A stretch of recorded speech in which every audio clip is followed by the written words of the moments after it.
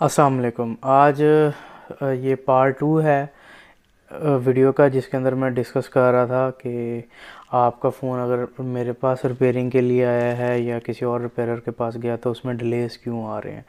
इसमें last video मैंने discuss किया था, जिसको मैं समराइज़ करता हूँ, फिर मैं नेक्स्ट जो है वीडियो स्टार्ट करूँगा। इसमें मैंने बेसिकली डिस्कस किया था 4-5 किस्म की कैटेगरी के फ़ोन होते हैं। एक होते हैं फ्रेश होते हैं, वाटर डैमेज होते हैं, एक्सीडेंटल होते हैं, और एक होते हैं कि पहले से किसी रिपेयरर ने फ़ोन ठीक किए होते हैं। तो ये 4-5 कैटेगरीज़ को मैंने डिटेल में डिस्कस किया था कि कौन से फ़ोन को मैं प्रायोरिटी 1 पे रखता हूँ, सेकंड प्रायोरिटी भी कौन सा, थर्ड पे, फोर्थ पे, फिफ्थ पे। अब ये जो पैरामीटर्स हैं ये फ़ोन डिले होने के अंदर 20-30% मैटर करते हैं, लेकिन 70% फ़ोन किस वजह से डिले होता है वो मैं आज की वीडियो में डिस्कस करूँगा। उससे पहले मैं एक चीज़ बता दूं कि अब कुछ लोग ये भी इस चीज़ पे भी एतराज़ कर सकते हैं कि आप प्रायोरिटी वाइज क्यों कर रहे हैं। उसको भी मैंने एक्सप्लेन कर चुका हूँ कि भाई एक फ़िक्स कॉस्ट है, सारा कुछ है, उसको लेके चलना है। मैंने इस वजह से प्रायोरिटी वाइज करता हूँ। इसमें एक बहुत बड़ा फैक्टर भी है, वो ये है, फॉर एग्ज़ाम्पल बहुत ज़्यादा रिपेयर्ड फ़ोन हो या किसी रिपेयरर से फ़ोन आया हो, उसमें ये बहुत दफ़ा होता है, तकरीबन हर फ़ोन में मेरे साथ ऐसे होता है कि जो जिस फॉल्ट में आया होता है वो तो अगर मैं लेट से 5 से 10 मिनट में ठीक कर लिया है, उसके बाद जो एक्स्ट्रा फॉल्ट्स हैं उसको ठीक करते हुए मुझे कई घंटे ज़ाया हो जाते हैं। अच्छा, ये चीज़ तो मैंने कवर कर दी वीडियो में लास्ट में डिटेल में। अब बताने की मुझे ज़रूरत नहीं है कि किस वजह से मैं प्रायोरिटी दे रहा हूँ। ठीक है, अब इसमें एक और चीज़ भी फैक्ट होती है जिसको आप लोग एडमिट करें या ना करें, लेकिन ये रियलिटी है।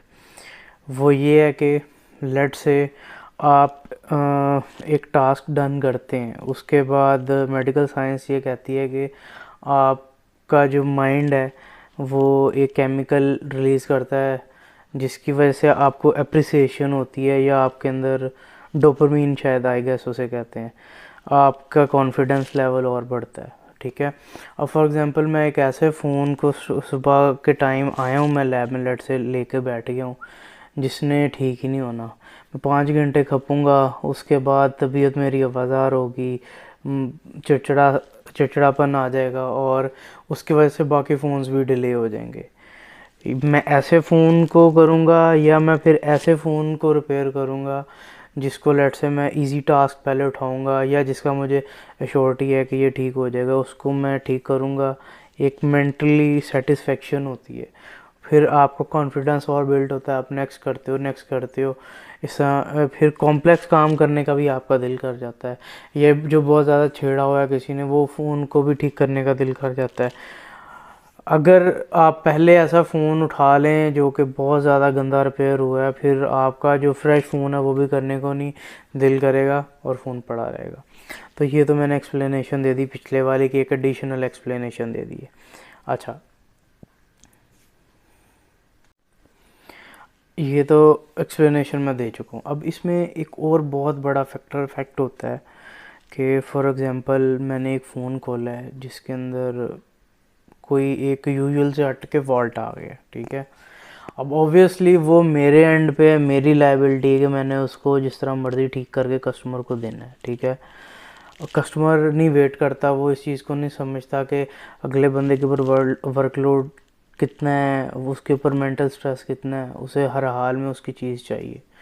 तो ऑब्वियसली मैं फिर, या कोई भी रिपेयरर है, वो अपनी बाकी जितने पेंडिंग फ़ोन हैं स्केड्यूल को साइड पे करके उसको प्रायोरिटी देके ठीक करके उसको देगा।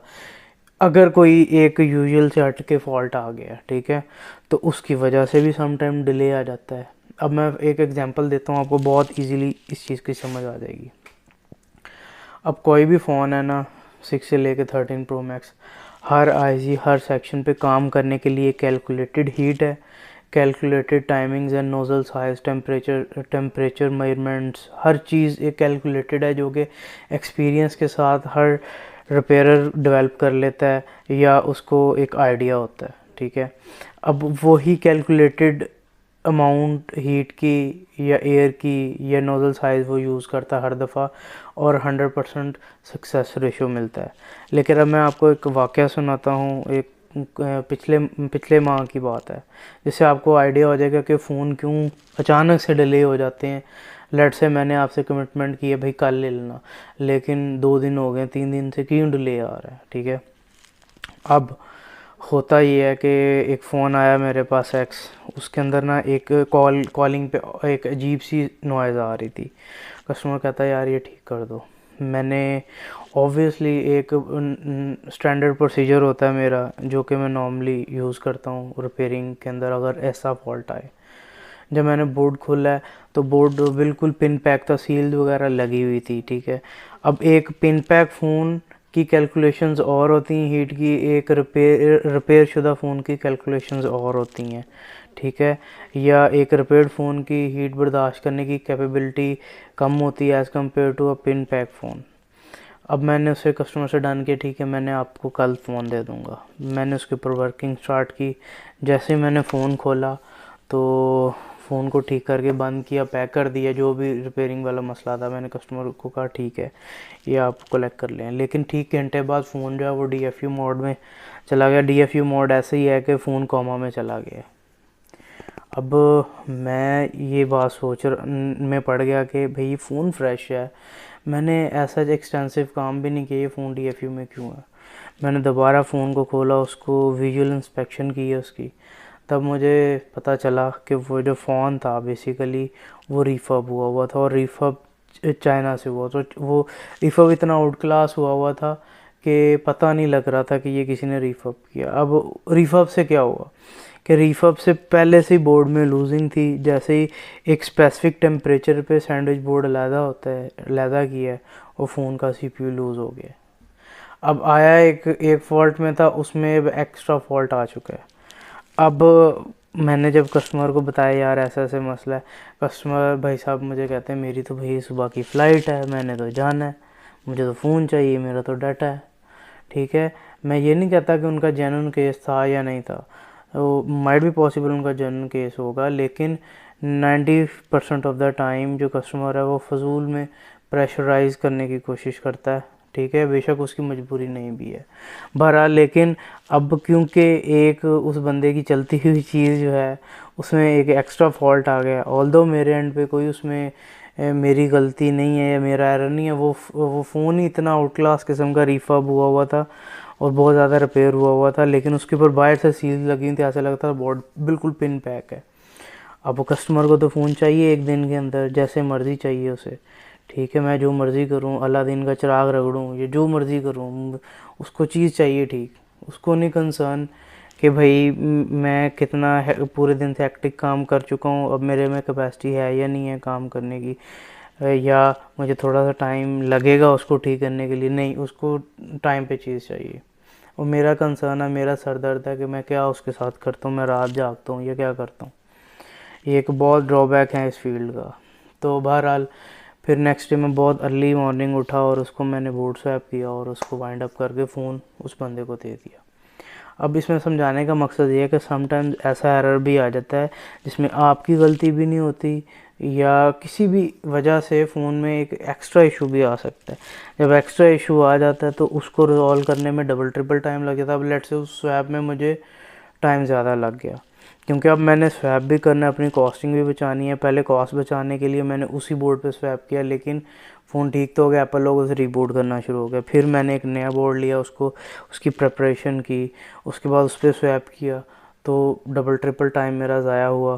तो अल्टीमेटली फ़ोन तो क्लियर करके मैंने कस्टमर को दे दिया, वो उसकी जो डेडलाइन थी। लेकिन इसमें हुआ क्या, अब जो मैंने नेक्स्ट डे फ़ोन्स करने थे वो एक दिन और डिले हो गए, ठीक है। इस तरह की अनसर्टेनिटी आ सकती है, या कोई किसी बंदे को पर्सनल काम भी हो सकता है जिसकी वजह से आप काम नहीं करते एक दिन, तो वो फ़ोन डिले हो जाते हैं। तो इस तरह क्या होता है कि इस तरह की बहुत सारी अनसर्टेनिटीज़ आती हैं जिसकी वजह से समटाइम्स जो गिवन टाइम होता है उसके अंदर सारी चीज़ें मीट नहीं होती। तो ये मैंने बहुत डिटेल में एक ऑनेस्ट होकर चीज़ों को डिस्कस किया है कि किस वजह से डिलेज़ आते हैं, ये किसी भी रिपेयरिंग फील्ड में डिले आते हैं। अच्छा, ये तो मैं तो as a third party repairing कर रहा हूँ, ठीक है, फ़ोन्स की। अब मुझे याद है नोकिया एक बहुत बड़ी कंपनी है, मेरा फ़ोन ख़राब हो गया, उन्होंने 1 डेढ़ माह बाद मुझे फ़ोन रिटर्न किया। अगर इतनी बड़ी कंपनी में 1.5 माह का डिले आ सकता है, तो एक जो थर्ड पार्टी है उसके अंदर एक आधे दिन का भी लोग डिले एक्सेप्ट नहीं करते। तो ये एक बहुत बड़ा लूप होल है, या एक अजीब सा सिनेरियो है रिपेयरिंग फील्ड में, जो कि मैंने डिस्कस किया है।